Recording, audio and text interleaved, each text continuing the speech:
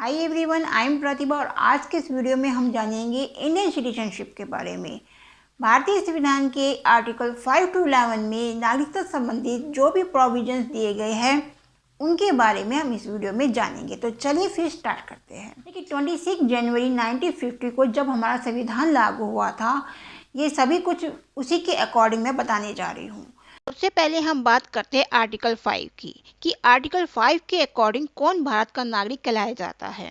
देखिए, जिस व्यक्ति ने भारत में जन्म लिया हो या फिर जिसके माता पिता में से किसी एक ने भी भारत में जन्म लिया हो तो वो भारत का नागरिक कहलाया जाता है। इसके अलावा कोई भी व्यक्ति जो संविधान लागू होने से कम 5 वर्षों से भारत में रह रहा हो या फिर सामान्य रूप से जिसने भारत में निवास किया हो वो भारत का नागरिक कहलाया जाता है। इसके बाद हम बात करते हैं आर्टिकल 6 की। देखिए, आर्टिकल 6 के अकॉर्डिंग किसी व्यक्ति के अगर माता पिता या उसके दादा दादी अविभाजित भारत में, यानी कि जब भारत का विभाजन नहीं हुआ था उस वक्त में उनका जन्म हुआ हो भारत में और वो पाकिस्तान से भारत में आए हो तो उनके लिए 2 शर्तें रखी गई है। पहली शर्त ये रखी गई है, अगर वो व्यक्ति 19 जुलाई 1948 से पहले भारत में आया हो और तभी से वो भारत में रह रहा हो तब वह भारत की नागरिकता के लिए रजिस्ट्रेशन करवा सकता है। लेकिन अगर वो 19 जुलाई 1948 को या उसके बाद में भारत में आया हो तो वो तभी वो रजिस्ट्रेशन करवा सकता है अगर वो 6 महीने से भारत में रह रहा हो।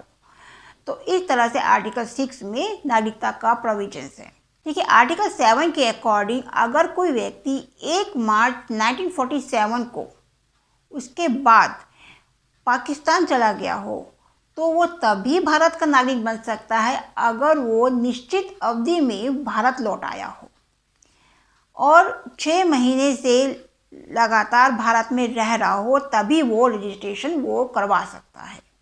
आर्टिकल 8 में ये बताया गया है कि भारत के बाहर रहने वाले भारतीय मूल के व्यक्ति, यानी कि जिनके पेरेंट्स या ग्रैंड पेरेंट्स जो कि भारत में जन्मे हो, ऐसे व्यक्ति भारतीय नागरिकता प्राप्त कर सकते हैं अगर उन्होंने भारतीय नागरिकता प्राप्त करने के लिए रजिस्ट्रेशन किया हो या फिर काउंसिल रिप्रेजेंटेटिव के रूप में आवेदन किया हो। अब हम बात करते हैं आर्टिकल 9 की। तो देखिए, आर्टिकल 9 के अकॉर्डिंग अगर कोई व्यक्ति अपनी इच्छा से कोई दूसरे देश की नागरिकता को प्राप्त कर लेता है तो उसकी भारतीय नागरिकता जो है वो समाप्त हो जाएगी।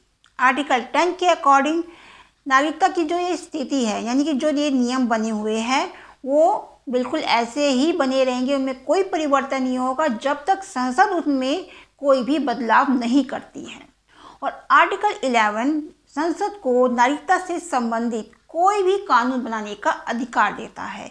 तो इस तरह से भारतीय संविधान के आर्टिकल 5 to 11 में नागरिकता से संबंधित प्रोविजंस दिए गए हैं।